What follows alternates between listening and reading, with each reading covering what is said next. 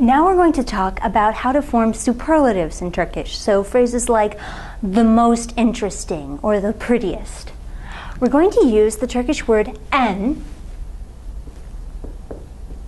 meaning most or est. Let's look. The Turkish word for important is önemli. If we want to say the most important, we'll just add en before önemli. So en önemli, the most important. If we want to say the most important man, en önemli adam, Turkish word for man. If we want to say the worst man, we'll start with the Turkish word for bad, kötü, and add en in front of it. So en kötü, literally the most bad, the worst. En kötü adam, the worst man. If we want to say the best man, have the Turkish word for iyi, the Turkish word iyi, meaning good. En iyi, the most good, the best, adam.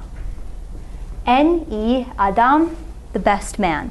And remember, I said that en could mean the most, or it could also mean the English ending, the equivalent of the English ending est. So if we want to say the youngest man, we'll say en genç, Turkish word for young, adjective for young, en genç adam, the youngest man. You can also use en with the Turkish words az and çok, meaning az meaning a little bit, and çok meaning much. So if you want to say the least, you could say en az, the least. If you want to say the least interesting, you could say en az, and the Turkish word for interesting, ilginç. En az ilginç, the least interesting. Or with çok, if you want to say the most interesting, you could say en ilginç, the most interesting, or you could insert çok, en çok ilginç, the most interesting. Let's see how our superlatives look in a sentence.